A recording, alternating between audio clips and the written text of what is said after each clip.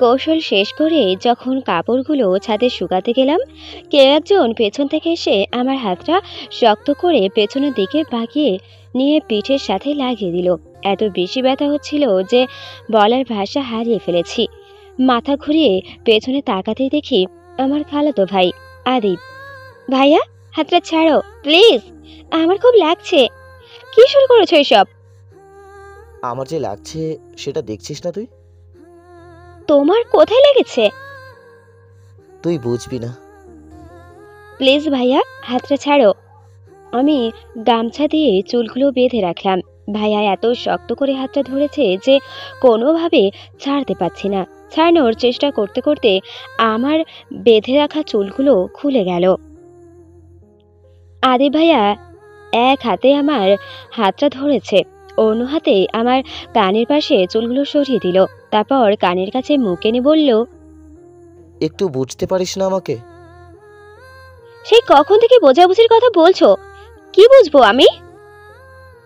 তুই তো একেবারেই ছোট না যে তুই কিছুই বুঝিস না। আমি এত বড় না যে সবকিছু বুঝবো। আমার হাতটা ছাড়ো, না হলে আমি চিৎকার করব। যা, ছাড়লাম তোর হাত। একটা কথা জেনে রাখিস, যা করছিস ভুল করছিস। এই কথা বলে আদি ভাইয়া হনহন করে চলে গেল। বুঝতে পারলাম সে খুব রেগে আছে আমার উপর। আদি ভাইয়া দেখতে খুব সুন্দর, সবসময় চেক শার্ট তার গায়ে থাকবে, চুলগুলো বেশ সুন্দর ঝরঝরে, এক পাশে করে আঁচড়ায়। তাকে বেশি সুদর্শন দেখায় তার চাপা দাড়িগুলোর জন্য। গায়ের রঙও বর্ণনা করা যায় না, এমন ফর্সা আর কালোর মাঝামাঝি, শ্যামলাও বলা যায়। আমি সদ্য কলেজে পা রেখেছি, আর ভাইয়া ভার্সিটিতে থার্ড সেমিস্টারে বাংলা নিয়ে পড়ছে। ছেলেটার ভেতরে এত গুণ যে বলে শেষ করা যাবে না। ভালো গান গাইতে পারে, ভীষণ সুন্দর করে কথা বলে, গানের গলা এতটাই ভালো যে গিটারে যখন সুর তোলে মুগ্ধ না হয়ে পারা যায় না। আমার কাজিনদের মধ্যে বেশ কয়েকজন তো তার জন্য পাগল প্রায়, যদিও কয়েকজন নিজে থেকেই তাকে প্রস্তাব দিয়েছে। ভাইয়া রাজি হয়নি, কিন্তু আমার কেন জানি না ভাইয়াকে ভালো লাগে না। আমি ভাইয়ার থেকে একটু দূরে সরে থাকি। আমি মনে হয় কাজিনদের মধ্যে একমাত্র মেয়ে যে কিনা ভাইয়াকে পছন্দ করি না। ভাইয়া তখন হাতটা এত শক্ত করে ধরেছিল যে 5টা আঙুলের ছাপ বসে আছে। হাতের যে জায়গাটা ধরেছে সেখানে এখনো লাল হয়ে আছে।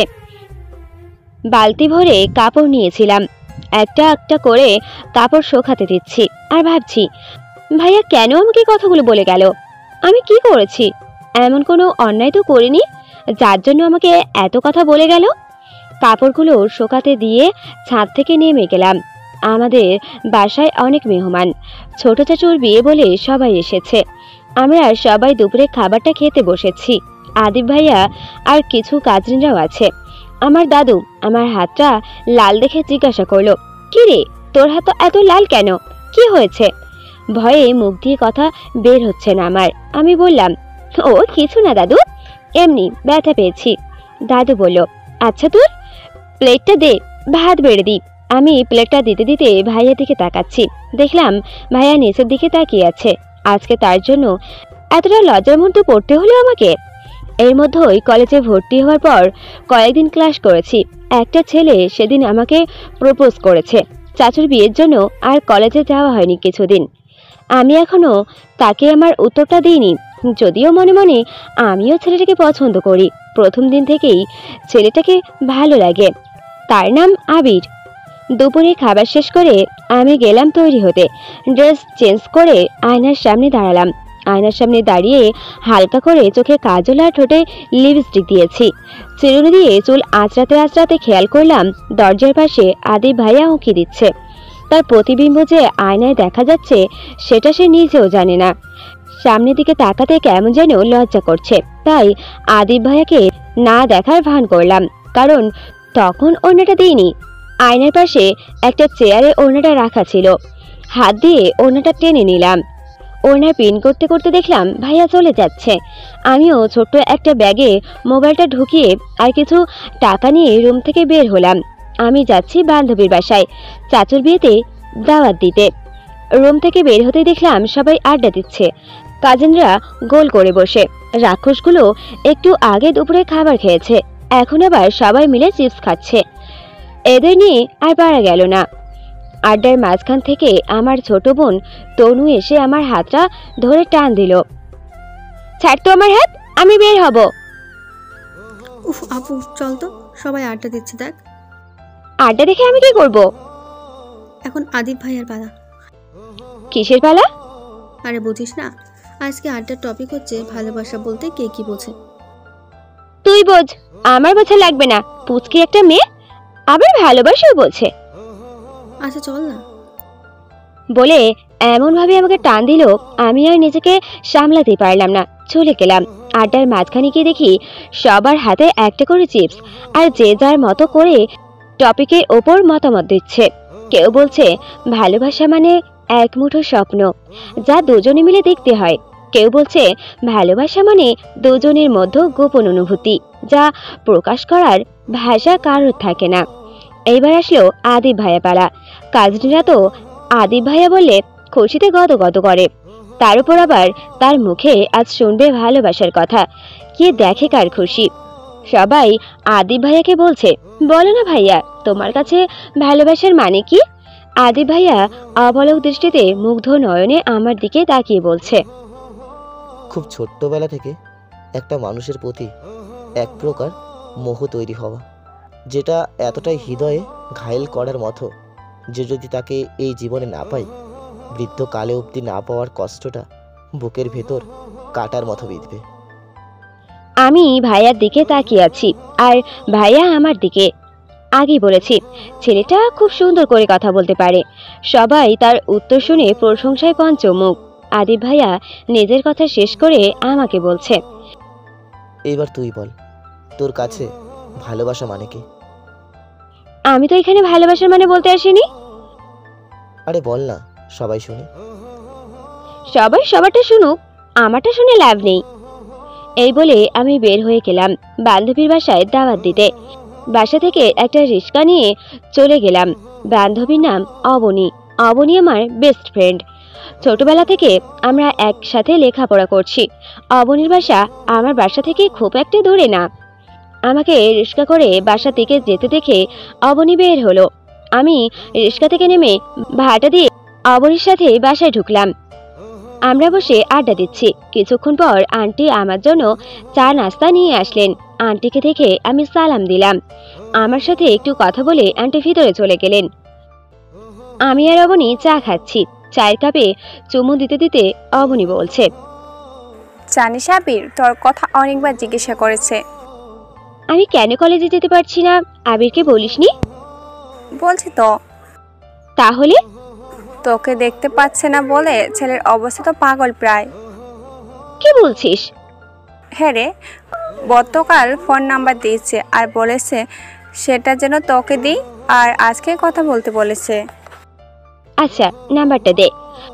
অবনীর কাছ থেকে নাম্বারটা আমার মোবাইলে নিয়ে চাচুর বিয়ের কার্ডটা দিয়ে বাসায় চলে আসলাম। তখন প্রায় সন্ধে হতে চলল। বাসায় এসে ফ্রেশ হয়ে নিলাম। ভাবছি একটু পর আবিরকে কল দেব, কিন্তু বাসায় তো সবাই আছে, কথা বলতে শুনলে অনেক ঝামেলা হবে। আর কাজিনগুলো তো এক একটা ফাজলের ডিব্বা, কথা বলতে দেখলে তিল থেকে তাল করবে। তাই ভাবলাম একটু পর আবিরকে ছাদে গিয়ে কল দেব। আপাতত ছাদে কেউ যাবে না, কে কোথায় আছে দেখে নিলাম। যে যার মতো কাজ করছে, কিন্তু আদিব ভাইয়াকে কোথাও দেখতে পাচ্ছি না। সে যেখানে যাবে যাক, আমার কি। কিছুক্ষণ অপেক্ষা করলাম। এর মধ্যে তনু এসেছে ম্যাথ বুঝে নিতে। মেয়েটা অঙ্কে কখনো পাশ করতে পারে না। কত যে বেতের বাড়ি খেয়েছে, অঙ্কের জন্য তার কোনো হিসেব নেই। আমি তো মাঝে মাঝে তনুকে ফেলুদা বলে ডাকি। ফেলুদাকে ম্যাথ বুঝিয়ে দিয়ে একটু পর ছাদে গেলাম। ততক্ষণে অন্ধকার নেমে এলো। রাতের পরিবেশটা খুব সুন্দর। ঝিরঝিরি বাতাস, পূর্ণিমার আলোতে সবকিছু স্পষ্ট দেখা যাচ্ছে। বাতাসের চুলগুলো উঠছে। সব মিলিয়ে একটা অন্যরকম অনুভূতি। এমন অনুভূতিগুলো খুব কম মানুষ ভাষায় প্রকাশ করতে পারে। যাই হোক, আবিরকে কল দিলাম। হ্যালো, চিনতে পারছো? জি মহারানী, চিনতে পেরেছি। বাহ, একটু তুই মহারানী। হ্যাঁ, তুমি তো আমার মহারানী। তাই? একটু কথা বলতেই মনে হচ্ছে কে যেন পেছনে আসছে। আমি লাইনটা কেটে পেছনে ফিরে তাকেই দেখি আদিব ভাইয়া। ভাইয়াকে দেখে আমার একটু ভয় লাগছে, যদি দুপুরের মতো কোনো অঘটন ঘটায়। আমি তাড়াতাড়ি করে তার সামনে দিয়ে চলে যাচ্ছি। আমাকে চলে যেতে দেখে আদিব ভাইয়া বলল, দাঁড়া, কেন? একটু থাক না। কেন থাকবো? দেখ কত সুন্দর পরিবেশ। আমি এসেছি বান্ধবীর সাথে কথা বলতে, এখন কথা শেষ, চলে যাব। এই কথা বলে আমি ছাদ থেকে নেমে যাচ্ছি। আমি চলে যাওয়ার ভান করেও একটু দূরে গিয়ে দাঁড়ালাম। আমি আদিব ভাইয়াকে দেখতে পাচ্ছি, কিন্তু সে আমাকে দেখতে পাচ্ছে না। আমি চলে গেছি ভেবে একটা দীর্ঘশ্বাস ছেড়ে ছাদের এক কোণায় দাঁড়িয়ে চোখ বন্ধ করে গলায় সুর তুলছে। মম জীবন যৌবন মম আখি ভুবন তুমি গৌরবে, তুমি ভরিবে গৌরবে, নিশীথির সম তুমি রবে নীরবে, হৃদয়ে মম তুমি রবে নীরবে, জাগিবে একাকী তব করুণ আখি, তব আঞ্চলে ছায়া মোরে রহিবে ঢাকি, মম দুঃখ বেদন মম সফল স্বপন মম তুমি ভরিবে, তুমি রবে নীরবে। আমিও মনের অজান্তেই চোখ বন্ধ করে গানটা শুনছি। গিটার ছাড়াও খালি গলায় এত সুন্দর গান গান সত্যি অসাধারণ, মুগ্ধ না হয়ে পারা যায় না। গানটা শেষ হতেই মনে হলো আমার ঘোর কেটেছে। আদিব ভাইয়া আমাকে দেখার আগেই আমি তাড়াতাড়ি নিজের রুমে চলে আসলাম। এসেই ভাবছি সবাই যখন ঘুমিয়ে পড়বে আবিরকে কল দেব। আদিব ভাইয়ার জন্য তো তখন ভালো করে কথাও বলতে পারিনি। যেদিন প্রথম কলেজে গিয়েছি সেদিন আবিরের সাথে আমার প্রথম দেখা, সবকিছুই প্রথম। ছেলেটা লেখাপড়ায় ভীষণ ভালো, দেখতে সুদর্শন তো বটেই। আমি কলেজে যাওয়ার কিছুদিন আগে থেকেই অবনী কলেজে যেত। বাসায় ঝামেলার কারণে আমি কয়েকদিন যেতে পারিনি কলেজে। এর মধ্যে আবিরের সাথে অবনীর পরিচয় হয়। যাই হোক, অবনীর সাথে একটা ছেলে প্রায় 2 বছর প্রেম চলছে। আমি যেদিন প্রথম কলেজে যাই সেদিন অবনী এক কোণায় বসে কাঁদছিল, পাশে আবিরও ছিল। দুজনের মধ্যেও কথা হচ্ছে। আমি অবনীর পাশে গিয়ে দাঁড়ালাম। অবনী কাঁদছে, তাদের নাকি সম্পর্ক ভেঙে গেছে। ছেলেটা অবনীকে ভুল বুঝে ছেড়ে গেছে। অবনী সব কথা মোটামুটি আমি জানি, কিন্তু কিছুদিন কথা না হওয়ায় এই কারণটা জানতাম না। আবির অবনীকে খুব করে বোঝানোর চেষ্টা করছে। আবির বলছে, তোরা দুজন এতদিন একসাথে ছিলি, মানুষটাকে ছাড়া যে থাকতে পারবি না সেটা খুব ভালো করেই বুঝতে পারছি। তুই যদি বলিস অয়নকে ছাড়া থাকতে পারবি, আমি কখনো বিশ্বাস করব না। দিন শেষে ঠিকই নীরবে এইভাবে কাঁদবি। যে মানুষটাকে তুই তোর ভরসায় কাঁদ ভেবেছিস তাকে এইভাবে হারাতে দিস না। অয়নের নাম্বারটা আমাকে দে, বাকিটা আমি দেখছি। অবনীর সাথে যার সম্পর্ক ছিল তার কথা বলল। আমি পাশে দাঁড়িয়ে মুগ্ধ হয়ে শুধু আবিরের কথাগুলো শুনছি। আবির অয়নকে কি বলেছে জানি না, কিন্তু পরের দিন থেকে অবনী আর অয়নের মধ্যে সবটা ঠিক হয়ে গেল। তাদের প্রেম আবার আগের মতো চলতে লাগলো। সেই দিন আবিরের প্রতি আমার দুর্বলতা তৈরি হয়। কি সুন্দর করি না বুঝলো সবটা। এর মধ্যে যে কয়েকদিন ক্লাস করেছি আমার দিকে আবিরের উঁকিঝুঁকি তো ছিলই। কলেজ থেকে ফেরার পথে প্রতিদিন প্রায় অনেকটা পথ আমার পেছন পেছন চলে আসতো। হঠাৎ একদিন কলেজ থেকে ফেরার সময় বৃষ্টি শুরু হয়েছে, একেবারেই ঝুম বৃষ্টি। এই ঝুম বৃষ্টিতে এক গুচ্ছ কদম নিয়ে আবির আমার সামনে এসে দাঁড়ালো। মুঠো ভর্তি কদম আমার দিকে বাড়িয়ে দিল। লাজুক ভঙ্গিতে প্রপোজ করে বসলো। যদিও আগে অবনীকে দিয়ে কয়েকবার বলেছে, কিন্তু আমি চেয়েছি সরাসরি প্রপোজ করুক। এত গুছিয়ে কথা বলতে পারা ছেলেটাও সেদিন কেমন যেন অগুছালো হয়ে গেল। আমার দিকে কদমের গুচ্ছ বাড়িয়ে দিয়ে নিচের দিকে মাথা ঝুঁকিয়ে বলল, তোমার অনুমতি পেলে আমার বাকিটা জীবনের প্রতিটা মিনিট তোমাকে ভালোবাসতে চাই। খুব ইচ্ছে হলো আরো কিছু বলুক, আরো বেশি করে বলুক, আর আমি শুনি, কিন্তু আর কিছুই না বলে চুপ হয়ে গেল। আমি হাতটা বাড়িয়ে কদমগুলো নিয়ে কিছু না বলে বাসে চলে যাচ্ছি। মাঝপথে আমাকে থামিয়ে দিয়ে বলেছে, উত্তরে অপেক্ষায় থাকবো কিন্তু। আমি পেছনে তাকাতে আমি লজ্জায় চোখ জোড়া সরিয়ে নিল। আমি তো লজ্জা পাচ্ছিলামই, আবিরও লজ্জায় একেবারে লাল। তারপর আবিরের সাথে আর কোনো কথা হয়নি। তারপর থেকে তো আর কলেজ যাওয়া হয়নি। চাচুর বিয়ে নিয়েই আছি। কাল চাচুর গায়ে হলুদ। সবাই টুকটাক কাজ সেরে যে যার মতো করে ঘুমিয়ে পড়ল। তখন রাত প্রায় 1টা বাজতে চলেছে। সবাই যখন ঘুমের ঘরে, আমি আবিরকে কল দিলাম। আবির কল রিসিভ করতেই নিচু গলায় ফিসফিস করে কথা বলছি। তা না হলে তরুর সবটা শুনে ফেলবে আর সবাইকে যা না তাই বোঝাবে। হ্যালো। তুমি ঘুমাওনি? না, মাত্রই আসলাম ঘুমাতে। তুমি আর কল দিবে না মনে করে আমি ঘুমিয়ে পড়েছি। মোবাইলটা বেজে উঠতেই ঘুম ভেঙে গেল। ও সরি, তাহলে ঘুমাও তুমি। না, পরে ঘুমাবো। কি করেছো এতক্ষণ? বাসায় অনেক ঝামেলা, তুমি তো জানোই। হ্যাঁ, অবনী বলেছে তোমার চাচুর বিয়ে। আমাকে তো দাওয়াত দিলে না। মাথা খারাপ? আম্মু ছেলে ফ্রেন্ড বাসায় নিয়ে এসেছে জানলে কি যে করবে আমি নিজেও জানি না। কি? আমি এখনো তোমার ফ্রেন্ড? নয়তো কি, ফ্রেন্ডই তো। না, ফ্রেন্ড না। বলো কি? ইস, জানি না আমি। আমি আর আবির ঘুম জড়ানো কণ্ঠে কথা বলছি। কথা বলতে বলতে কখন যে ঘুমিয়ে পড়েছি নিজেও জানি না। সকালে ঘুম থেকে উঠে দেখছি মোবাইলটা কানের নিচে চাপা পড়ে আছে। মোবাইলটা রেখে হাতে মুখ ধুয়ে নাস্তা করে নিলাম। সবাই ব্যস্ত, বিয়ে বলে কথা, ব্যস্ত তো থাকবেই।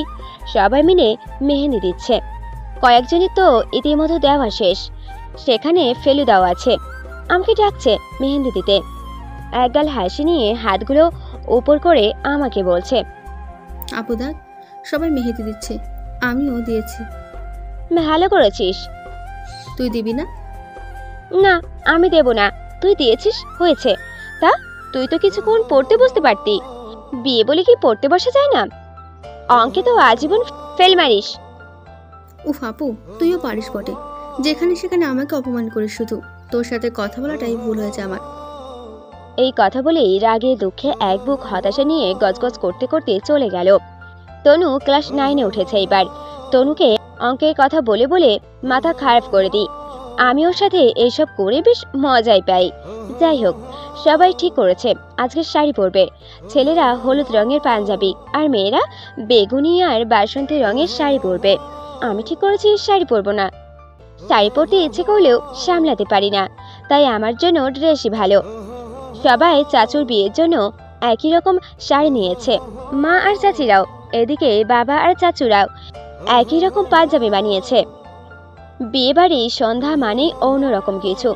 সন্ধ্যা হতেই আমরা যে যার মতো তৈরি হচ্ছি। মুখোমুখি দুটো রুম, একটাতে মেয়েরা তৈরি হচ্ছে আর একটাতে ছেলেরা। কেউ শাড়ি পরছে, কেউ চুল ঠিক করছে, কেউ সাজগোজ করছে। পুরো বাড়ি জুড়ে হই হুল্লোড়ের ব্যাপার। আমারও তো ঝামেলায় পড়তে হয়নি। ড্রেসটা পরেছি, হালকা সেজেছি, চুল খুলে দিয়েছি।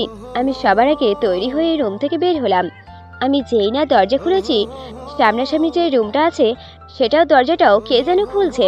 কেউ একজন একটা নীল পাঞ্জাবি পরে বের হচ্ছে। আমার দিকে ফিরে তাকাতেই দেখলাম আদিব ভাইয়া। আমিও তো অবাক। আমি যতদূর জানি ছেলেদের পাঞ্জাবি রং ঠিক করা হয়েছে হলুদ, আর সবাই হলুদই বানিয়েছে। তাহলে ভাইয়ার গায়ে এই রঙের পাঞ্জাবি কেন? আমিও নীল পরেছি, ভাইয়াও নীল পরেছে। ভাইয়া আমার দিকে এমনভাবে তাকিয়ে আছে, আমার দিক থেকে তার চোখই সরছে না। কোনো ছেলে যখন কোনো মেয়ের দিকে এইভাবে তাকায়, সেই সময়টা হলো মেয়েদের জন্য সবচেয়ে অস্বস্তিকর অনুভূতি। তখন কোনো মেয়ে স্থির থাকতে পারে না আর লজ্জায় ঘামতে থাকে। আমার অবস্থাও ঠিক এই রকম। ভাইয়া আমাকে নিচু গলায় বলছে, একটু এইদিকে আসবি? কোথায় যাব? চল না, কথা আছে। যা বলার এখানেই বলো। আরে আয় তো। বলে আমার হাত ধরে নিয়ে গেল জায়গাটা ঘরের একেবারে কোনায়। সেদিকে তেমন কেউ আসা যাওয়া করে না। আমার হাতে একটা প্যাকেট ধরিয়ে দিয়ে ভাইয়া বলল, তোর জন্য। কি আছে এতে? নিজেই দেখে নে। বলো না। তুই দেখ। কাগজে মোড়ানো প্যাকেটটা খুলতেই দেখলাম 2 ডজন কাচের চুড়ি, তাও আবার ড্রেসের সাথে মিলিয়ে নীল রঙের। তুমি কিভাবে জানো আমি নীল ড্রেস পরবো? জেনে নিয়েছি। কার কাছে? ফেলুদা। আমি আগেই টের পেয়েছি আমার প্রতি আদিব ভাইয়ার দুর্বলতা আছে, কিন্তু আজ পুরোপুরি নিশ্চিত হলাম। একটু পর দেখলাম তনু আমাদের দিকে আসছে। সে আমাকেই খুঁজছিল তার চুল বেঁধে দেওয়ার জন্য। আদিব ভাইয়া তনুকে দেখতে পেয়ে চলে যাচ্ছে, যেতে যেতে বলছে, চুড়িগুলো হাতে দেবে কিন্তু। আমার হাতের একটা আঙুল স্পর্শ করে হাতটা ওপর দিকে তুলে অন্য হাতে চুড়িগুলো শক্ত করে ধরিয়ে আমার চোখে চোখ রেখে আদিব ভাইয়া বলছে, আমি জানতাম তুই চুড়িগুলো পরবি। কম দাম হলেও তোর হাতে এত সুন্দর মানিয়েছে, যে কোনো হীরার অলংকারকেও যেন হার মানাবে। আমি তখন আয়নার সামনে বসেছিলাম, তনুকে চুল বেঁধে দিয়ে রুমে এসেছি, চুড়িগুলো পরছিলাম। আর তখনই আদিব ভাইয়া রুমে চলে আসে। আদিব ভাইয়া এই মুহূর্তে আমার হাতটা এত যত্ন করে ধরেছে, মনে হচ্ছে জীবনের প্রথম কোনো পুরুষ মানুষ পবিত্রতা নিয়ে আমাকে স্পর্শ করছে। আমি জোর দিয়ে হাতটা ছাড়িয়ে নিলাম। এইভাবে হুটহাট আমার হাত ধরবে না তুমি। তোর হাত ধরার পুরোপুরি অধিকার আমার আছে। অধিকার কিসের? আমি যখন মানা করেছি তখন আমার কথাই শেষ। তুমি যাও, আমার থেকে এভাবে একা কথা বলতে দেখে পরে অনেক ঝামেলা হবে। তোর সাথে আমার এইভাবে কথা বলার অনুমতি আছে বলেই বলছি। অধিকার, অনুমতি, এসব কি বলছো? হেয়ালি করে কথা না বলে যা বলার সরাসরি বলো। জানোই তো আমি এসব পছন্দ করি না। আদি ভাইয়ার মনে কি এসেছে বুঝতে পারলাম না। হঠাৎ আমার কানের পাশে চুলগুলো সরিয়ে কানের নিচে যত্ন করে হাতটা দিয়েছে, মনে হচ্ছে কিছু একটা বলবে। এমন সময় ফেলুদা হাজির। ফেলুদাকে দেখে আদিব ভাইয়া তাড়াতাড়ি করে আমার কানের পাশ থেকে হাতটা সরিয়ে নিল। ফেলুদা রুমেও ঢোকেনি, এত ব্যস্ততা তার মধ্যে রুমের বাইরে দাঁড়িয়ে বলছে, আপু, তোরা এখানে? এদিকে সবাই তোদের জন্য অপেক্ষা করছে। কনের বাড়িতে যাওয়ার জন্য সবাই তৈরি, তাড়াতাড়ি আয়। এই কথা বলে তনু চলে গেল। মেয়েটা এমনই, বড় হচ্ছে ঠিকই, বুদ্ধি এখনো হাঁটুর নিচে পড়ে আছে। তনু যাওয়ার পরে আমি অভিমান জড়ানো কণ্ঠে আদিব ভাইকে বলছি, তনুর জায়গায় অন্য কেউ চলে আসলে ব্যাপারটা কেমন হতো বুঝতে পারছো তো? যাও তুমি এখান থেকে। রাগ করছিস কেন? রাগ করার জন্য বিশেষ মানুষ হতে হয়। আমি বিশেষ মানুষ না বলছিস? উফ, যাও তো ভাইয়া, কথা বলতে ভালো লাগছে না। আচ্ছা, আমি যাচ্ছি, তুই তাড়াতাড়ি আয়। আর হ্যাঁ, গাড়িতে আমার পাশে বসবি। আদি ভাইয়া চলে গেল। আমি আয়নার দিকে তাকিয়ে চুলগুলো ঠিক করতে করতে ভাবছি চুড়িগুলো খুলে রাখবো। আবার ভাবলাম না থাক, অন্য কোনো উপহার হলে আমি কখনোই দিতাম না, চুড়ি বলেই নিয়েছি। প্রিয় জিনিস কখনো ফিরিয়ে দিতে নেই। আয়নায় নিজেকে দেখতে লাগলাম, সব ঠিক আছে। রুমের দরজাটা বন্ধ করে বের হলাম। বাসা থেকে বের হতে হতে ভাবছি আদিব ভাইয়া তখন কিসের অনুমতির কথা বলেছে? গভীর কিছু নয় তো? না, এই মুহূর্তে আমি কিছুই ভাবতে পারছি না। আকাশ কুসুম কল্পনা করতে করতে গাড়িটা যেখানে রাখা আছে সেখানে গেলাম। আমি আসতে দেরি হওয়াতে যে যার সিটে বসে পড়েছে। আদিব ভাইয়ার পাশে মাত্র একটা সিট খালি দেখে তনুকে বললাম, তুই এই খালি সিটটাতে বস।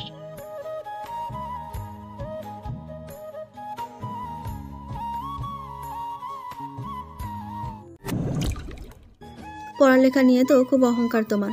বসো এবার, তোমার সিটে আমি আমার জায়গাতেই বসবো। কি আশ্চর্য, এখানে লেখাপড়ার কথা আসছে কেন? দেখ, বড়দের কথা শুনতে হয়। আসছে কত বড় হতে, যখন কোনো কাজ করে দিতে বলি তখন কই থাকো? এত একঘেয়েমি মেয়ে আমি জীবনে দেখিনি। আদি ভাইয়া আর চোখে আমার দিকে তাকিয়ে আছে আর মুচকে মুচকে হাসছে। আমার এত রাগ লাগছিল, ইচ্ছে হচ্ছিল ফেলুদার গালে কষে একটা থাপড় বসিয়ে দিই। আর না পেরে আদি ভাইয়া পাশের সিটে গিয়ে বসলাম। আদি ভাইয়ার পাশে বসার পর আমার কানের খুব কাছে এসে চুপি চুপি বলছে, আমি মনে করেছি তুই চুড়িগুলো খুলে ফেলবি। যা তুমি মনে করবে সেটাই হবে। এভাবে বলছিস কেন? চুপ, একদম চুপ, খবরদার আর একটা কথা বলবে না। কথা বলে আমি গাড়ি থেকে নেমে যাব। আদি ভাইয়া মুখ কালো করে মাথা ঝুঁকিয়ে নিয়ে নিচের দিকে তাকিয়ে আছে, বাচ্চাদের মতো আচরণ করছে। মনে হচ্ছে আমার বকায় কাজ হয়েছে। আমিও চুপচাপ বসে আছি।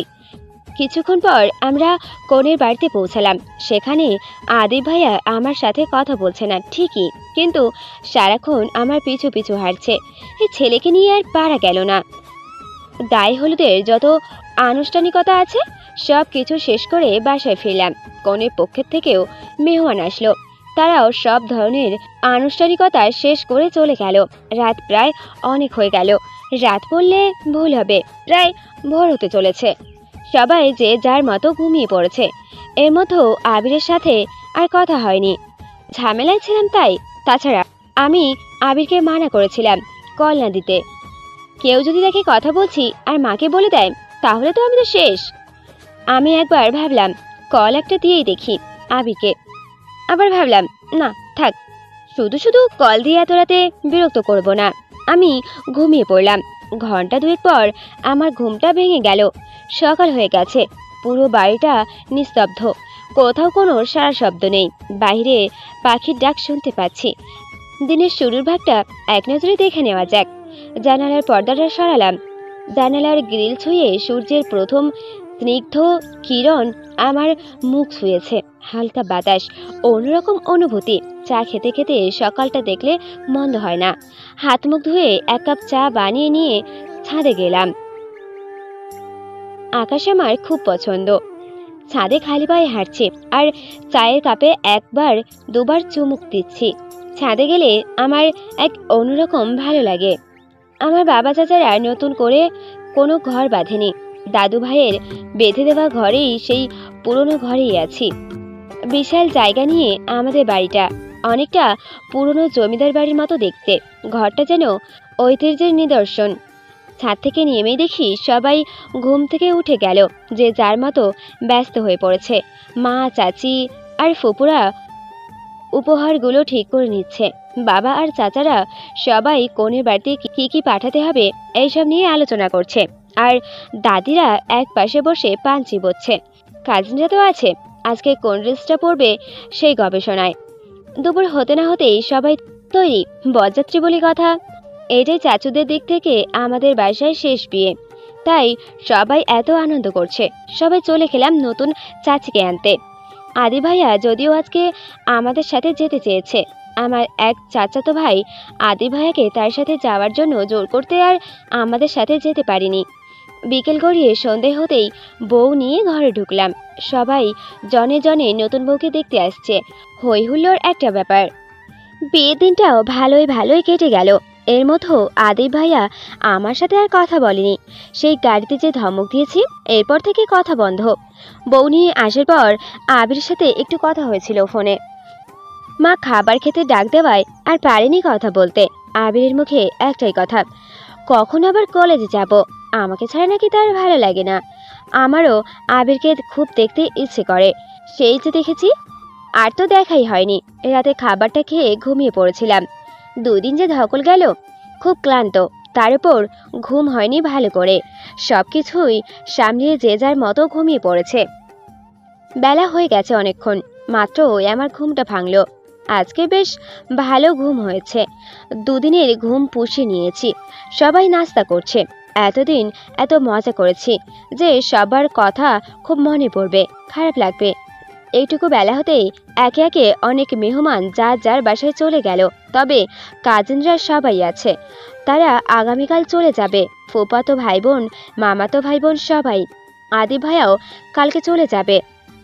খালা আমাকে বলেছে আদি ভাইয়া ছোট বোন শান্তার পরীক্ষার সামনে আর বেশি দিন থাকতে পারবে না এখানে। দুপুরে খাবারটা শেষ করে দুপুর আর বিকেলের মাঝামাঝি সময়ে সবাই একসাথে বসে জমিয়ে আড্ডা দিচ্ছে। শেষ আড্ডা, কালকে তো সবাই চলে যাবে। আড্ডায় সবাই গোল করে বসেছে। আড্ডার আসর থেকে কিছু দূরে জানালার পাশে একটা গল্পের বই নিয়ে চেয়ার পেতে আমি বসলাম। সবাই আড্ডায় ব্যস্ত আর আমি গল্পের বই পড়ছি। আদিব ভাইয়াকে সবাই বলছে একটা গান ধরতে। আমি একটা বিষয় খেয়াল করেছি, ভাইয়াকে বকা দেওয়ার পর থেকে কেমন যেন মনমরা হয়ে আছে। হোক মনমরা, তাতে আমার কি? ভাইয়া বলছে, আজকে তোদের গান শোনাবো না, আজকে তোদের সবাইকে আমার একটা পছন্দের কবিতা শোনাবো। সবাই তো মহা খুশি, এতদিন গান শুনেছে, আজকে শুনবে কবিতা আবৃত্তি। ভাইয়া নিচু গলায় আবৃত্তি শুরু করলো। নিথর দিঘির পাড়ে বসে আছে বগ, আমি কি ভুলেছি সব স্মৃতি, তুমি এতটা প্রখর, আমি কি দেখিনি কোনো মন্থর বিকেল, শিমুল তুলোর উড়ি। এটুকু বলেই চুপ হয়ে গেল। আমার চোখ বই থেকে সরে গেল। আদিব ভাইয়ার দিকে তাকাতে দেখি ভাইয়া আমার দিকে তাকিয়ে আছে, যদিও আমি বই পড়ছিলাম না, মন দিয়ে ভাইয়ার আবৃত্তি শুনছিলাম। আমার দিকে তাকিয়ে অসহায় দৃষ্টিতে তাকিয়ে আবার বলতে লাগলো, এই আমার এই 3.5 হাত ভূমি, যদি নির্বাসন দাও আমি ওষ্ঠে আঙুল ছোঁয়াবো, আমি বিষপান করে মরে যাব। আমি ভাইয়ার দিকে তাকিয়ে আছি আর ভাইয়া আমার দিকে। আমি যতদূর জানি কবিতাটা অন্যরকম, কিন্তু ভাইয়া এই কটা লাইন বেছে বেছে বলেছে। ঝুম বৃষ্টিতে দাঁড়িয়ে 2 হাত মেলে ধরেছি উপরের দিকে, তাকিয়ে চোখ বন্ধ করে ভিজে যাচ্ছি। কখন আদিব ভাই পেছনে এসে দাঁড়িয়েছে বুঝতে পারিনি। আড্ডার মাঝে বৃষ্টি শুরু হয়েছিল, আমি বৃষ্টি দেখলে লোভ সামলাতে পারি না, তাই ছাদে চলে এসেছি ভিজতে। ভাইয়া 1 পা 2 পা করে আমার দিকে এগিয়ে আসছে। ভাইয়াকে দেখে গুটিসুটি হয়ে দাঁড়িয়ে গেলাম। ভাইয়া আমার খুব কাছে চলে এসেছে, 2 হাতে দিয়ে যত্ন করে আমার মুখটা আস্তে করে চেপে ধরেছে। আমি আদিব ভাইয়ার চোখের দিকে তাকিয়ে আছি। কালকে তো চলে যাব, দিনে অন্তত একবার আমার খবর নিস। আমি চোখ সরিয়ে নিচের দিকে তাকিয়ে আছি। 2 জন অনবরত বৃষ্টিতে ভিজে যাচ্ছি, আমার মুখ দিয়ে কোনো কথাই বের হচ্ছে না। আচ্ছা সত্যি করে বলতো, তুই কি কিছুই বুঝতে পারছিস না, নাকি বুঝতে চাইছিস না? কোনটা? আর কত পোড়াবি আমাকে বলতে পারিস? আমার জন্য তোর হৃৎপিণ্ডতে একটুও কি রক্তক্ষরক্ষণ হচ্ছে না?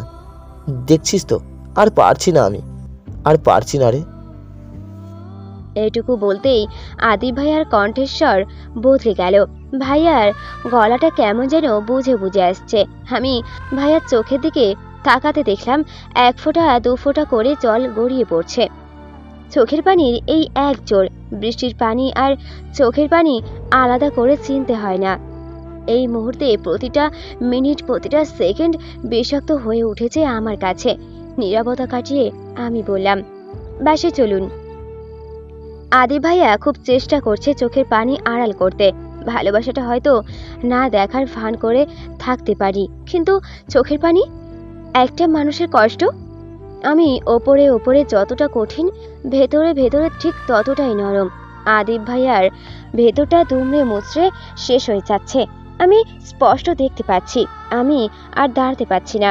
আমারও যে কষ্ট হচ্ছে। আদিব ভাইয়াকে ছাদে একা রেখে আমি নিজেই ছাদ থেকে নেমে সোজা রুমে ঢুকে দরজা বন্ধ করে চুপচাপ বসে আছি। শুনেছি ছেলেদের চোখের পানি খুব ভয়ঙ্কর। মেয়েরা কাঁদলে যত মায়া লাগে, ছেলেরা কাঁদলে তার চেয়ে বেশি ভয়ানক লাগে। ছেলেদের মনের আকাশে মেঘ জমলেও চোখের বৃষ্টি ঝরতে নেই। তারা নাকি দীর্ঘশ্বাস দিয়ে কষ্টটাকে আড়াল করে। বাবাকে কতবার দেখেছি এইভাবে কষ্ট আড়াল করতে। এই যাত্রা এমনই। আমি বড্ড অসহায় এই মুহূর্তে। আবিরকে যে ভালোবেসে ফেলেছি, ছেলেটাও তো আমাকে চোখে হারায়। আমিও তার নাম হৃৎপিণ্ডে যত্ন করে লিখে ফেলেছি। আমাকে 1 পলক দেখার আকুতিতে সেও দুমড়ে মুচড়ে শেষ হয়। আদিব ভাইয়া যদি আবির কথা জানে, জানি না কি হবে। 2টো মানুষ বড্ড অবেলায় চলে এলো জীবনে। কিছুক্ষণ পর তনু এসে ডাকছে। দরজাটা খুলতেই আমার চোখের দিকে তাকিয়ে বলছে, আপু তোর চোখগুলো লাল কেন? আবার বৃষ্টিতে ভিজেছিস? মাথা ব্যথা করছে তাই না? আমি গরম চা বানিয়ে দিই? মন খারাপ? না। আচ্ছা তুই বস, তোর জন্য আর আমার জন্য চা বানিয়ে আনছি। তনু চা বানাতে গেল। আমি আমার রুমে বসে আছি। হঠাৎ খেয়াল করলাম আমার রুমের সামনে দিয়ে খালামায়ের রুমের দিকে যাচ্ছে। আমিও ভাবলাম যাই খালার সাথে জিজ্ঞেস করি কালকে কখন যাবে। খালার পিছু পিছু গেলাম। খালা মায়ের রুমে ঢুকতে ঢুকতে মাকে বলছে, তোর সাথে একটা জরুরি কথা বলতে এসেছি। কি কথা বুবু, বলো। আমি ভাবলাম এখন রুমে ঢুকলে হয়তো তাদের কথা বলতে অসুবিধে হবে। যেই কথা জানতে এসেছি সেটা পরে জেনে নিব। আমি আবার আমার রুমের দিকে 2-1 পা বাড়াতেই কানে লাগলো, হোমনিরা তো ইন্টারে পড়ছে, অল্প বয়সের মেয়ে, কখন কোন দিকে মন ঘুরে যায় বলা যায় না। ওদের জোড়াটা দিয়ে দেই, কি বলিস? এইটুকু কথা কানে ভেসে আসতেই আমি দরজার পাশে দাঁড়ালাম। আড়ালে দাঁড়িয়ে তাদের কথা শুনছি। মা বলছে, আরো পড়ুক, পরে ভাবলে ভালো হয় না? পড়ুক না, তাতে কি হয়েছে? আজকাল কলেজে যায়, দিনকালও ভালো না, বাহিরের জগৎ কেমন তা তো জানিস। আচ্ছা, ওর বাবার সাথে কথা বলে জানাবো। এইটুকু শুনেই আমি নিজের রুমে চলে আসি। মা আর খালা আমার বিয়ে নিয়ে কথা বলছে। এটুকুই বুঝতে পেরেছি। এখন কেন বিয়ে? কার সাথেই বা বিয়ে? না, এমন কিছু কোনোভাবেই হতে পারে না। সেদিন আদির ভাইয়ার অধিকার অনুভূতি বলতে এই কথা বুঝিনি তো। না, আমার মাথায় কিছুই আসছে না। আদির ভাইয়া যদিও এখনো পড়ালেখা করছে, কিন্তু তার বাবার বিশাল ব্যবসা। আদির ভাইয়ারা এক কথায় জমিদারের ছেলে, তাই বাইরের চাকরির কোনো প্রয়োজন পড়ে না। লেখাপড়া করে ঠিকই, কিন্তু বাবার ব্যবসাটা দেখে। ভাইয়ার বড় ভাইটাও লেখাপড়া করেছে, কিন্তু বাইরে চাকরি করে। হিসাবটা গরমিল লাগছে, কোনোভাবেই মিলছে না। আদি ভাইয়া তাহলে কি জানি যে তার সাথে আমার বিয়ের ব্যাপারে কথা হচ্ছে? জানতেও পারে, কারণ সেদিনের আড্ডায় ভালোবাসার সংখ্যা দিতে গিয়ে ছোটবেলার কথা বলেছিল। এখনো মনে আছে আমার। যদি জেনেও থাকে তাহলে বারবার আমার মনোযোগ পেতে যাচ্ছে কেন? এটা তো সে না করলেও পারত। কিছুই মাথায় আসছে না।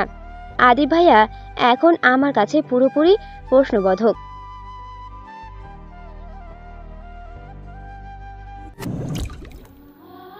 তনু চা বানিয়েছে। আর কিছু পারুক আর না পারুক, চাটা বেশ ভালোই বানাতে পারে। আমি আর তনু চাটা খেয়ে নিলাম। তনু মায়ের রুমে চলে গেল। আবিরকে একটা কল দেওয়া উচিত। মোবাইলটা নিয়ে দিলাম কল। হ্যালো মহারানী, হুম। মন খারাপ? মনে মনে ভাবলাম, কিভাবে জানলো যে আমার মন খারাপ? কেন বলছো? আমার কেন জানি না মনে হচ্ছে তোমার মন খারাপ। আবিরকে বুঝতে দেওয়া যাবে না যে আমার মন খারাপ। এমনিতেই দেখা হয় না, তার উপর যদি এইসব বলতে যাই আরও মন খারাপ করে ফেলবে। আমি কিছুক্ষণ চুপ থেকেই বললাম, নাস্তা করেছো? আগে বলো মন খারাপ কেন? কেউ কিছু বলেছে? না তো, আমার মন তো একদম ভালো। দেখো আমি হাসছি। হ্যাঁ, নাস্তা করেছি। তুমি করেছো? করেছি। আচ্ছা শোনো না, তোমাকে না দেখে আর থাকতে পারছি না। একটু দেখা করো। তুমি ছাদের এক কোণায় দাঁড়াবে, আমি তোমাকে মন ভরে দেখব। পাগল হয়েছো? কেউ দেখবে তো? Please please please. আচ্ছা, চেষ্টা করছি আমি। চেষ্টা না, দেখা করতেই হবে। আচ্ছা আসো। এখন আসি? আমার খুব ভয় লাগছে। ভয়ের কিছু নেই, আমি আড়াল থেকে একটা বারের জন্য দেখব তোমাকে। আচ্ছা, এসে কল দিও। আমি লাইনটা কেটে দিলাম। তখন বিকেল গড়িয়ে সন্ধে হতে চলল প্রায়। এতক্ষণ মন খারাপ ছিল, এখন মনটা ভালো হয়ে গেছে।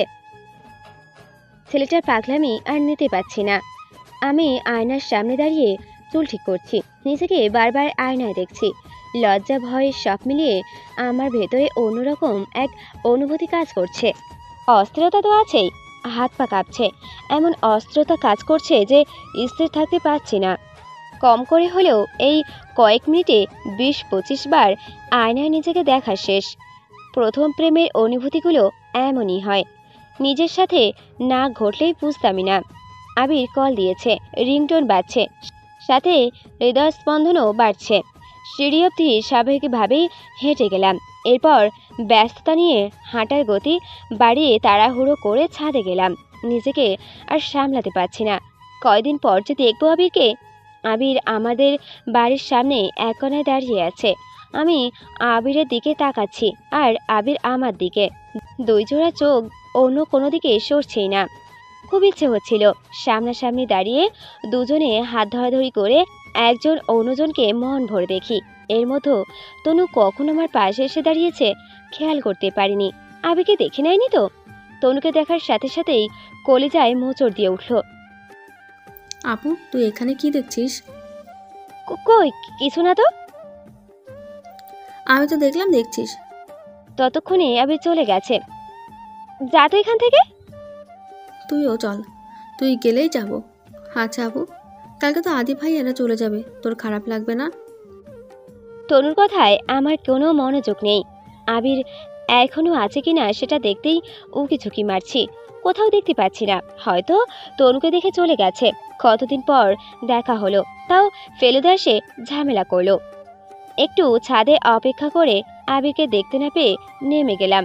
ফেলুদাও আমার সাথে সাথে নেমে গেল। এর মধ্যেও আমি পুরোপুরি ভুলে গেলাম যে একটু আগে আমার মনটা খারাপ ছিল। ছাদ থেকে নামতেই আবিরের কল। তনুকে বললাম, দেখ তো মা বোধহয় তোকে ডাকছে। কই, শুনলাম না তো। আমি শুনেছি, যা তুই। তনু সরে যেতেই আবিরের কলটা রিসিভ করলাম। মহারানী, বলো। কি যে শান্তি লাগছে আজকে, বলে বোঝাতে পারবো না। কেন, কি হয়েছে আজকে? লটারি জিতেছো? আবির হাসতে হাসতে বলছে। তুমি তো আমার কাছে লটারির চেয়েও বেশি কিছু। তাই? তুমি কখনো জানবে না তোমাকে দেখার আকুতি। এইটুকু কথা হতেই দেখলাম মা আমার রুমের দিকে আসছে। মাকে দেখতে পেয়ে ব্যস্ত কণ্ঠে আবিরকে বললাম, এই শোনো, রাখছি রাখছি, মা আসছে। আবির কি বললো আর শুনতে পাইনি, লাইনটা আমি নিজে কেটে দিলাম। মা এসে আমার পাশে বসেছে। তুই কি আজকাল মাথায় তেল দিস না? না মা, তেল দিতে ভালো লাগে না। তেল দিলে সুস্থ মানুষকেও অসুস্থ দেখায়। তেলের কৌটোটা দে তো, মাথায় তেল দিয়ে দেই। না না মা, আমি মাথায় তেল দেব না। ততক্ষণে ফেলুদা রুমে হাজির। মুচকে এসে বলল, মা আজকাল আপুর মেজাজ বেশি খারাপ থাকে। সেদিন চাচুর গায়ে হলুদে আমার সাথে বাজেভাবে কথা বলেছে। তেলের কৌটোটা কোথায় আমাকে বলো, আমি নিজেই এনে দিচ্ছি। মা তনুকে তেলের কৌটোটা দেখিয়ে দিল। মায়ের সামনে এখন কিছু বলতে গেলে তনুর দোষ চোখে পড়বে না, দোষ তো সব আমি করি। তনু কৌটোটা মায়ের দিকে এগিয়ে দিল। মা উপরে বিছানায় বসেছে আর আমি নিচে ফ্লোরে বসেছি। আমার চুলগুলো খুলে দুই ফাঁক করে আলতো হাতে তেল দিয়ে দিচ্ছে। কাল তোর খালা চলে যাবে, তুইও যাবি বুবুর সাথে। মা, তুমি তো জানোই যে আমার কোথাও যেতে ভালো লাগে না, তবু এসব বলছো। সেখানে তো শান্তা আছে, তোর একা একা লাগবে না, আর যাওয়াটা জরুরি। জোর করো না মা, আমি যেতে পারবো না। এতক্ষণ তনু আমার আর মায়ের কথা চুপচাপ শুনছিল। যেই না বেড়াতে যাওয়ার কথা শুনলো, অমনি লাফ দিয়ে বলে উঠল, মামা, আমিও যাই আপুর সাথে। না, তুই কি করবি সেখানে?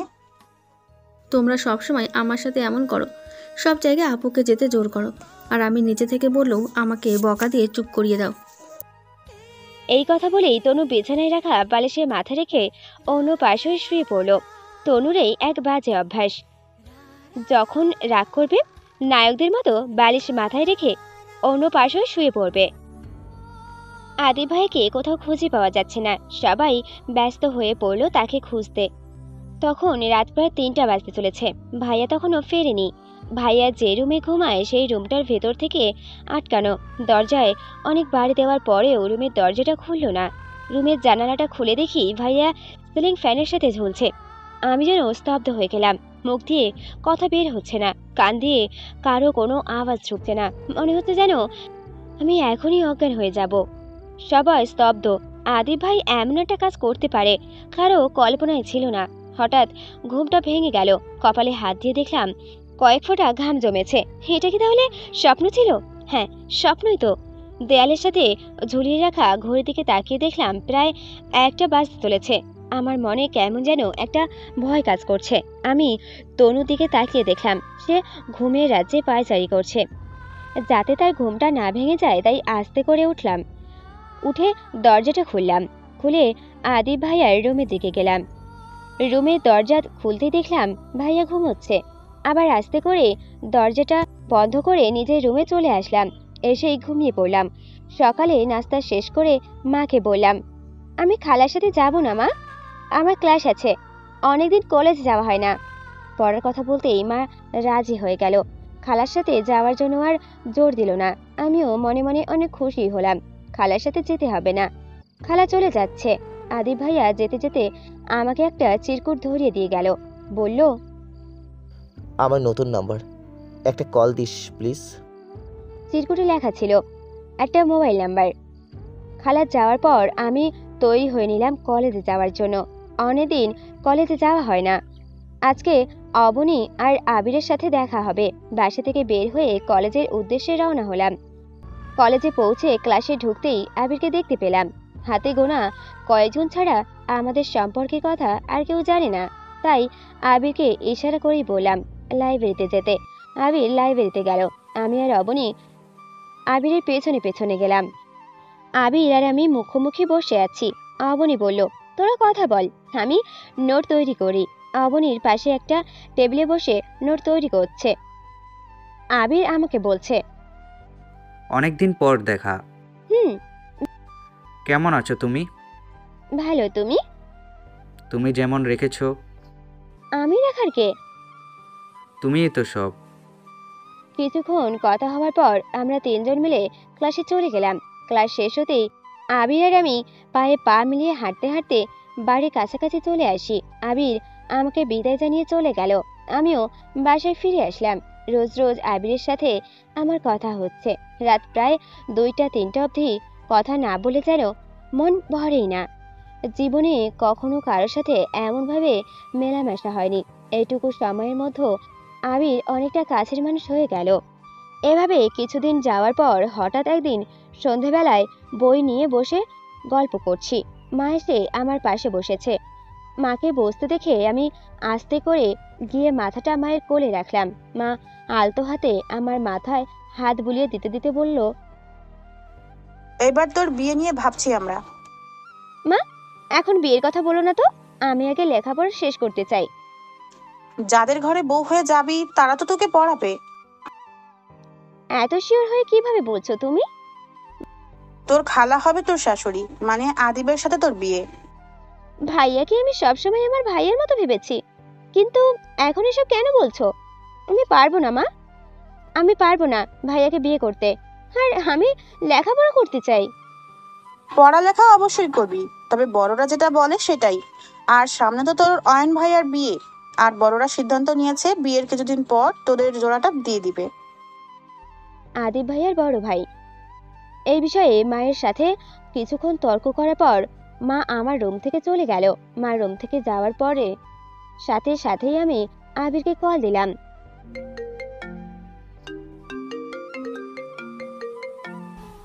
হ্যালো।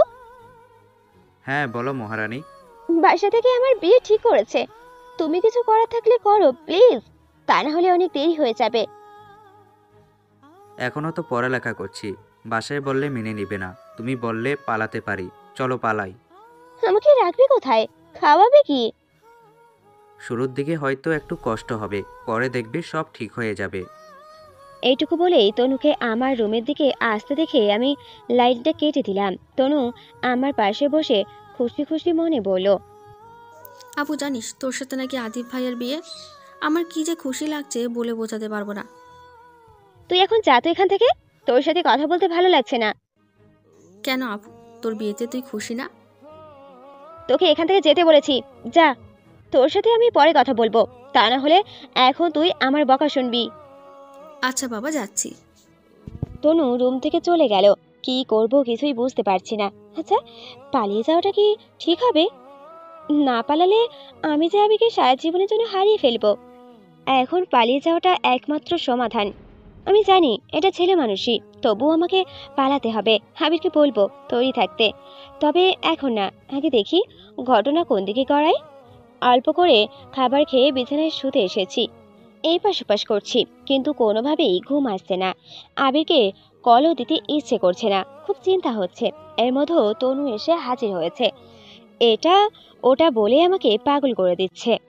এদিকে আমি চিন্তায় মরে যাচ্ছি। আমি তনুর কোনো কথার পাত্তা না দিয়ে চুপ করে আছি। তনু নিজে নিজে কথা বলতে বলতে ঘুমিয়ে পড়েছে। তখন রাত প্রায় 12টা। আমার চোখে ঘুম নেই। আবিরের চেহারাটা আমার চোখের সামনে ভাসছে। এইটুকু সময়েই আবির আমাকে অনেকটা মায়ায় জড়িয়ে নিয়েছে। আমার মাথা কাজ করছে না। যদি পালিয়েও যাই, পরিবারকে ছাড়া কিভাবে থাকবো? মা বাবাকে ছাড়া কিভাবে থাকবো? তারাও তো আমাকে ভালোবাসে। এসব ভাবতে ভাবতে কখন যে ঘুমিয়ে পড়েছি নিজেও জানি না। চোখ খুলতে দেখলাম সকাল হয়ে গেছে। আজকে কলেজে যেতে ইচ্ছে করছে না। আমার ইচ্ছে করছে আবিরের কথা মাকে বলে দিতে, কিন্তু আমি জানি মা কোনোভাবেই মানবে না। আর এই মুহূর্তে পরিবারের কাছে আবির কথা বলাটা সবচেয়ে বড় বোকামি, কারণ আবির এখনো পড়াশোনা করে। যদিও আদিব ভাইও পড়ালেখা করছে, পড়ালেখা করলেও তাদের নিজের তো ব্যবসা আছেই। আর তাই আমি হাজার বললেও পরিবার মানবে না, আমি জানি।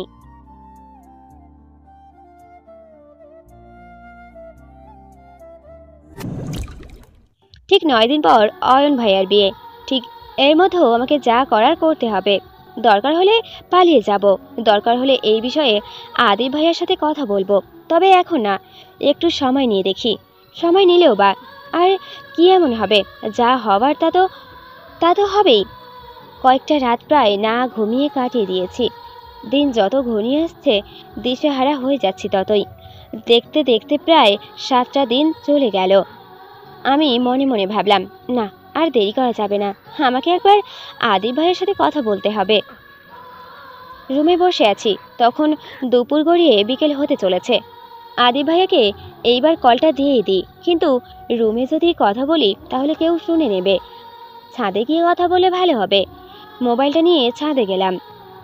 ছাদে আসার আগে একবার দেখে নিয়েছিলাম কে কোন রুমে আছে। আদিব ভাইয়া দিয়ে যাওয়া চিরকুটটা সাথে করে নিয়ে এসেছি, যেখান থেকে নাম্বারটা মোবাইলে তুলে ভাইয়াকে কল দিলাম।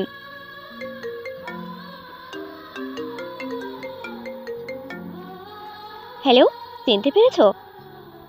হমু, তোর ফোনের অপেক্ষাতেই দিন গুনছিলাম, আর তুই এখন কল দিলি? তোমার সাথে কিছু জরুরি কথা ছিল। হ্যাঁ বল, তার আগে বল তুই কেমন আছিস? আমি ভালো নেই, তুমি একবার আমার সাথে দেখা করতে পারবে? পারবো, কখন আসবো বল? কাল দেখা করো, আমি ঠিকানা তোমাকে টেক্সট করে দিচ্ছি। ঠিকানা কেন? বাসায় গেলে কি হবে? বাসায় এসে যাবে না, খুব জরুরি কথা তাই। আর হ্যাঁ, তুমি যে আমার সাথে দেখা করবে সে কথা যেন কেউ জানতে না পারে, জানলে আমার সমস্যা হবে। সিরিয়াস কিছু? আসলেই জানবে। আচ্ছা। আমি এপাশ থেকে লাইনটা কেটে দিলাম। আদিব ভাইয়াকে একটা কঠিন সত্যের মুখোমুখি করতে যাচ্ছি আমি। কখনো চাইনি এমন কিছু হোক। পরিবারের গুরুজনরা যে আমার বিয়ে নিয়ে সবকিছু এত তাড়াতাড়ি ভাববে আমার জানা ছিল না।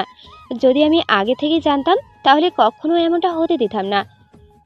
সবটা হয়তো, যাই হোক, আদিব ভাইয়াকে একটা ঠিকানা দিলাম। যে জায়গাতে আসতে বলেছি জায়গাটা অনেক পার্কের মতো দেখতে। যদিও খুব বেশি মানুষের আনাগোনা নেই সেখানে, মাঝে মধ্যে কয়েকজন আসতে দেখা যায়। আগে অনেক প্রাণবন্ত ছিল, এখন অনেকটা শান্ত। আমার মন যখন খুব খারাপ থাকে সেখানে গিয়ে বসি। পরিবেশটা এত সুন্দর, নিজের সাথে নিজে কিছুক্ষণ কথা বলে চলে আসি, ভেতরে কষ্টগুলো হালকা হয়। এই প্রথম কারোর সাথে সেখানে কথা বলবো। পরের দিন বিকেলে আদিব ভাইয়াকে যে সময় আসতে বলেছি ঠিক তার 20 মিনিট আগেই বাসা থেকে বের হলাম। মাকে বলেছি অবনীর বাসায় যাচ্ছি। যদিও মা এভাবে কখনো একা বের হতে দেয় না, অবনীর বাসায় বলে রাজি হয়। আদিব ভাইকে দেওয়া ঠিকানায় পৌঁছাতে আমার 5 মিনিট বা 7 মিনিট সময় লাগে। আমি গিয়ে একা একা বসে আছি, নিজের সাথে নিজেই মনে মনে কথা বলছি। দূর থেকে দেখতে পাচ্ছি আদিব ভাইয়া 1 পা 2 পা করে আমার দিকে এগিয়ে আসছে। অনেকটা কাছে এসে বলল, কেমন আছিস? জরুরি তলব কেন? ভালো আছি, তুমি? যেমন থাকার কথা তেমনই আছি। কি জন্য ডেকেছিস বল আমাকে? তুমি জানতে তোমার সাথে আমার বিয়ের কথা চলছে, তাই না? জানতাম। তাহলে আমাকে জানাওনি কেন? আমি মনে করেছি তুইও জানিস। তাছাড়া আমি তোর ওপর জোর দিতে চাইনি। আমি চেয়েছি তোর মনের এক কোণে একটা জায়গা করে নিতে, যেখানে আর কেউ কোনোদিন প্রবেশ করতে পারবে না। চেয়েছি তুই নিজে থেকে আমাকে ভালোবাসবি। জোর করলে হয়তো তোর মনোযোগ পাবো, কিন্তু ভালোবাসা সেটা আদৌ সম্ভব না। তোমাকে আমি কেন ডেকেছি জানো? জানি না, তবে কেন জানি মনে হচ্ছে তোর হৃৎপিণ্ড অবধি যেতে পারলে তোর হৃদয় স্পন্দন অবধি আমি পৌঁছতে পারিনি। আমি ভালোবাসি। নাম? আবির। নামটা শোনার পর আদি ভাইয়া অন্য পাশে ঘুরে গেল, একেবারে চুপচাপ, কোনো কথাই বলছে না। কি হলো, কিছু বলছো না যে? এখন আমার কি করতে হবে? পরিবারকে কিছু একটা বলে বিয়েটা ভেঙে দাও। মা বলেছে অয়ন ভাইয়ার বিয়েতে আমাদের জোড়াটা দিয়ে দেবে। প্লিজ দেখো, আমি আবিরকে ছাড়া কোনোভাবেই থাকতে পারবো না। আমি বলেই যাচ্ছি, আদি ভাইয়া কিছু বলছে না। আমি জানি আবিরের কথা শোনার পর ভাইয়ার খুব কষ্ট হচ্ছে। আমি এটাও জানি ভাইয়া নীরবে আর্তনাদ করছে। এদিকে আমিও যে অপারগ। আদি ভাইয়া কিছু না বলে চলে গেল। একটা বারের জন্য পেছনে ফিরে তাকালো না। আমার খুব ভয় করছে, বিয়েটা তো ভাঙবে তো। দেখতে দেখতে অয়ন ভাইয়ার বিয়েটা হয়ে গেল। ভাইয়ার বিয়েতে তেমন করে মজা করা হয়নি। আমি শুধুমাত্র বিয়ের দিন গিয়েছি, তবে আদি ভাইয়ার সাথে আমার দেখা হয়নি। বিয়ে নিয়ে ব্যস্ত ছিল তাই, যদিও মনে মনে অনেক খুঁজেছি। কেন খুঁজেছি নিজেও জানি না। এর মধ্যে আবির আর আমি সিদ্ধান্ত নিয়েছি, যদি আদি ভাইয়া বিয়েটা না ভেঙে দেয় আমরা পালিয়ে যাব। কোথায় যাব, কি করব, আপাতত কিছুই জানি না। অয়ন ভাইয়ার বিয়ের প্রায় সপ্তাহখানেক পর আদি ভাইয়া খালাকে জানিয়ে দিয়েছে যে সে এই বিয়েটা করতে পারবে না। আদি ভাইয়ার ইচ্ছে ছিল দেশের বাইরে গিয়ে পড়ালেখা করবে। এই বছরটা শেষ করে পরের বছর ফাইনাল পরীক্ষা দিয়ে সে বাইরে চলে যেতে চায়। আর এটাও স্পষ্ট করে জানিয়ে দিয়েছে আমাকে তার পছন্দ না। ছোটবেলা থেকে বিয়ে ঠিক করে রাখলেই করতে হবে এমন কোনো কথা নেই। আর বিয়েটা যেহেতু সে করবে, সিদ্ধান্তও তার হওয়া উচিত। আদি ভাইয়া আগে কখনো খালার কথার অমান্য করেছে বলে আমার মনে পড়ছে না। ভাইয়া ছোটবেলা থেকে তার বাবা মায়ের বাধ্য সন্তান, কখনো মুখের ওপর কথা বলতে দেখিনি তাকে। এই বিয়েটা যে কেন ভেঙেছে কেউ না জানলেও আমি আর আদি ভাইয়া খুব ভালো করে জানি। যাই হোক, বিয়েটা যেহেতু সে নিজের ইচ্ছায় ভেঙে দিয়েছে, সেখানে অন্য কেউ কিছু বলার অধিকার রাখে না। শেষমেশ বিয়েটা ভেঙেই গেল। আমিও মনে মনে আদি ভাইয়ের প্রতি কৃতজ্ঞ। যাক, এইবার তাহলে আবিরকে আমার পাওয়া হবে। তারপর অনেকটা সময় কেটে গেল, দেখতে দেখতে বছর দুয়েক প্রায়। আদি ভাইয়া বিয়ে ভেঙে দেওয়ার পর থেকে মা আর খালার মধ্যে আমাদের বিয়ে নিয়ে অনেক তর্ক বিতর্ক হয়েছিল। তাদের মধ্যে এখন যোগাযোগ একেবারেই বন্ধ, যদিও মাঝে মাঝে শান্তা কল দিয়ে তনুর সাথে কথা বলে। তনু এখন ইন্টারে পড়ছে আর আমি অনার্সে। তনুর কাছে শুনেছি আদি ভাইয়া নাকি কিছুদিন আগেই দেশের বাইরে চলে গিয়েছে। শুনেছি অয়ন ভাইয়ার নাকি ফুটফুটে একটা মেয়ে হয়েছে। এভাবে দেখতে দেখতে আরও একটা বছর কেটেছে। বোঝার ক্ষমতাটাও একটু বেড়েছে। আবিরের সাথে কথা হয় ঠিক, তবে আগের মতো আর প্রাণ খুঁজে পায় না। ভার্সিটিতে গেলে রোজ দেখা হয়, কিন্তু কেন জানি না এখন আর আগের মতো দেখার আকুতি কাজ করে না। কোথাও যেন একটা শূন্যতা কাজ করে। মাঝে মাঝে মনের অজান্তে অকারণে কলিজায় মোচড় দেয়। এর মধ্যে হঠাৎ একদিন বাবা আর চাচুকে কিছু বিষয় নিয়ে কথা বলতে শুনি। যদিও আড়াল থেকে শুনেছি কথাগুলো, শোনার পর থেকে কেমন যেন একটা অপরাধ বোধ কাজ করছিল। সবকিছুর মাঝে থেকেও এতদিন শূন্যতাটা অনুভব করতাম, কিন্তু বাবা চাচুর কথাগুলো শুনে শূন্যতাটা আরো বেশি করে আমাকে কামড়ে ধরছে। মাঝে আরো 4টে বছর কেটে গেল। এর মধ্যে আমার বিয়েটাও হয়ে গেল। আকাশ আমার পুরনো পছন্দ। কিছুক্ষণ না হাঁটলে দিনটা যেন শুরুই হতে চায় না। এই মুহূর্তে পাশে ঘুমিয়ে থাকা দুইটা মানুষের দিকে মায়া জড়ানো দৃষ্টিতে তাকিয়ে আছি। দুইজনের শরীরের থেকে চাদর সরে গেছে। আস্তে করে চাদর দুইজনের গায়ে জড়িয়ে দিয়ে আমি ছাদে এসে হাঁটছি। ঝিরঝিরি বাতাসে সূর্যের নতুন আভা, অন্যরকম পুরনো অনুভূতি। ছাদের এক কোণে দাঁড়িয়ে আছি, পুরানো কিছু স্মৃতি মনে পড়ছে। আবিরের সাথে দেখা করার স্মৃতি, লুকিয়ে প্রেম।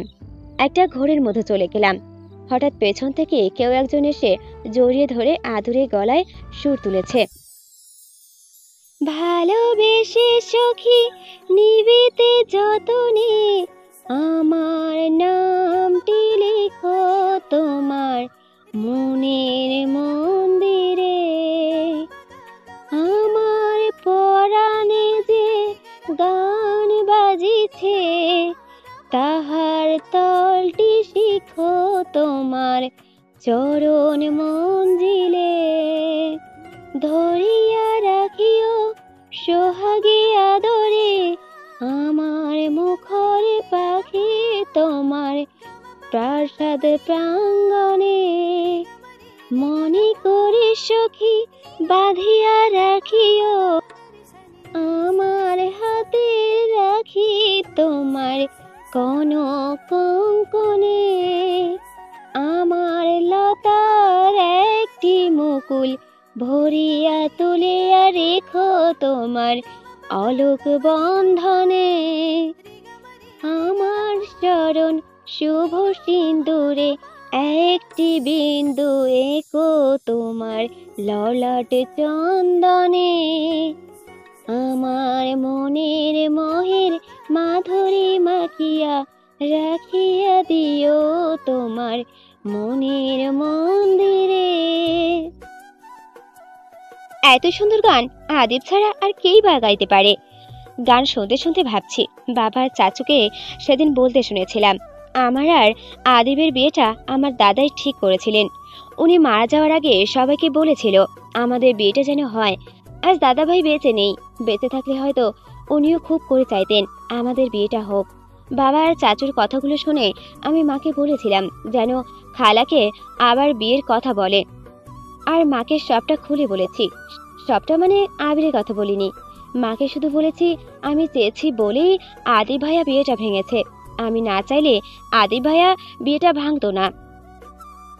সবকিছু জানার পর আমি আবিরের সাথে দূরত্ব তৈরি করে নিয়েছি। নিজেই তার কাছ থেকে দূরে দূরে থাকছি। মোট কথা সব দিক থেকেই এড়িয়ে চলছি। আবিরের সাথে অনেকটা পথ চললেও কোথাও না কোথাও আদিবের পথ চেয়েছিলাম। আবিরের সাথে থাকলেও কোথাও যেন শূন্যতা কাজ করত। কিন্তু আদিবের সাথে না থেকেও সে যখন আশেপাশে থাকতো সবকিছু কেমন যেন পূর্ণতা পেত। আবিরের কয়েক বছর শিহরণ জাগানো অনুভূতি আর অপরিক্ষ ভালোবাসা আদিবের গভীর ভালোবাসার পরিপক্ক ভালোবাসার কাছে হার মেনে নিল। শেষবার যেদিন আবিরকে পাকাপাকিভাবে ছেড়ে এসেছি সেদিন আবির অশ্রু জড়ানো কণ্ঠে বলেছিল, হৈমন্তীরা, তুমি আমার মনের খুব গোপনে রয়ে যাবে, একেবারে নীরবে নিস্তব্ধ। আমিও মনে মনে বলেছিলাম তুমিও রয়ে যাবে নীরবে হৃদয়ে মম। বিয়েটা যেহেতু আদিবের সাথে হয়ে গিয়েছে, দুই পরিবারের মধ্যে দূরত্ব ঘুচে গেল। আদিব গান গাইছে আর আমি পুরনো দিনগুলো চোখের সামনে দেখতে পাচ্ছি। একটু পর ছোট্ট ছোট্ট পায়ে হেঁটে মেয়েটা এসে মা বলে ডাক দিল। ছোট্ট ছোট্ট হাতে তার বাবার এক হাত ধরেছে আর আমার এক হাত ধরেছে। সে জানে আমি এই সময়ে ছাদে থাকি, তাই চোখ কসলাতে কসলাতে চলে এসেছে। মেয়েটা হয়েছে তার খালার মতো। কিছু বললে তার ছোট্ট বালিশটা নিয়ে রাগ করে অন্য পাশে গিয়ে বিছানায় শুয়ে পড়ে। আদিব আদিরাকে কোলে নিয়ে আদর করছে। আমি মুচকি হেসে হাসছি আর ভাবছি সেদিন আমাদের ভাগ্য চেয়েছিল এক জোড়া মন, দুই জোড়া চোখ কখনো আলাদা না হোক।